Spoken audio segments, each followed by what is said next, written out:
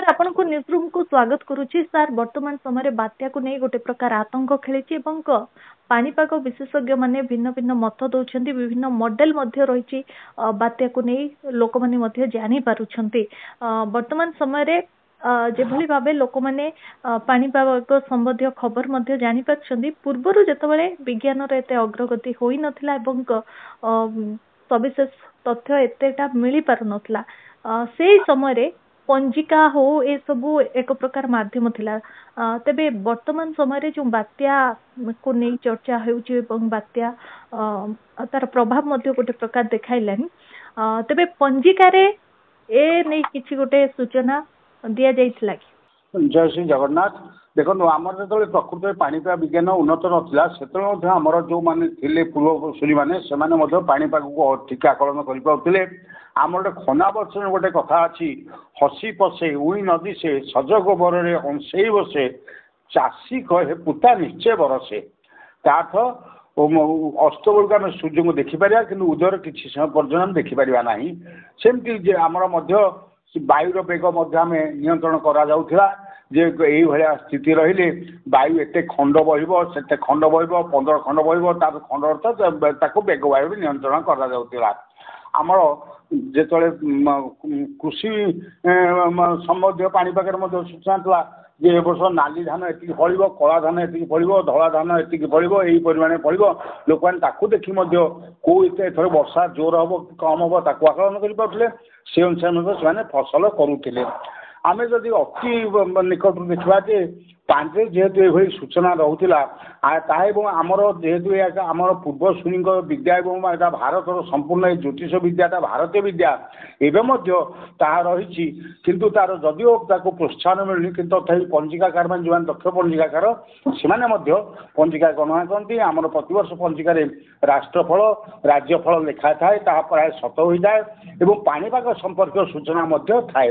आम जदि असली खड़ीरत्न पंजिकार ए वर्षर पालक समाचार पालक माने कोहा वर्षा हम कौन हम या तुला मास आरंभ हो तुला संक्रांति आमर आरंभ होगा गत 17 तारीख ठारू 15-11 पर्यटन तुला मास से तुला मसरे स्पष्ट भाव पानीपाग संपर्क लिखा अच्छी जो चलित वर्ष अक्टोबर 18-22 एवं 27 नवेम्बर 1 मध्य एवं नवेम्बर 4 8 तारीख मध्य देशर पूर्व उपकूल राज्य एवं राज्य पूर्व उपकूल जिला मानक लघुचाप सृष्टि हो महाबात्यार प्रचंड वायु प्रवाह सामुद्रिक ज्वार बन्या विप्लव प्रकोप अनुभूत होबं जेतले बात्या छाड़जी तापर शीत आरंभ हो।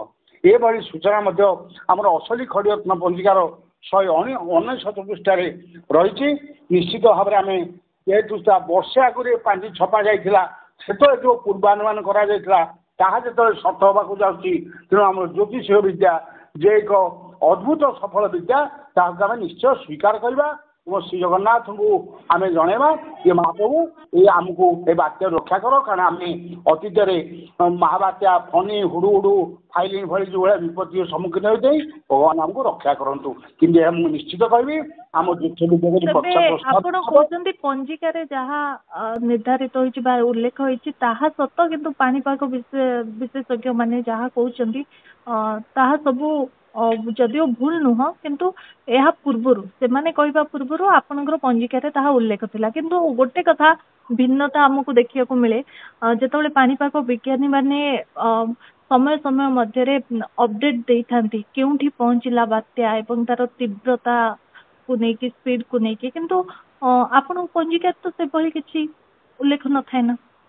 देखो आमर जो पानीपाग विज्ञान संपर्क सरकार जो भाई भाव में प्रोत्साहन दौरान जो भाई गवेषणा करने जो सुजोग सृष्टि कर ज्योतिष विद्या को से प्रोत्साहन से उन्नत करने उन्नत मान दूरवीक्षण जंत्र मापक जंत्र निर्णायित होना आमर सामंत चंद्रशेखर मात्र 3 निकाटी ग्रह मान गतिस्थिति निर्णय कर जदि ज्योतिष विद्या को पुंखानुपुंख तर्जमा कर सूक्ष्म गणना कर निश्चित भाव में 100% फल मिल अतीत जो मैंने पूर्वसूरी मान से अभिज्ञता एभली जे से बाली समुद्र कूल बाली खोलवा विभिन्न प्रकार जीवजंतुଙ୍କର ଗତିକୁ ଦେଖି ମଧ୍ୟ ସେମାନେ ବାତ୍ୟା ବନ୍ୟା ବା ମରୁଡ଼ିର ଆକଳନ କରିପାରୁଥିଲେ।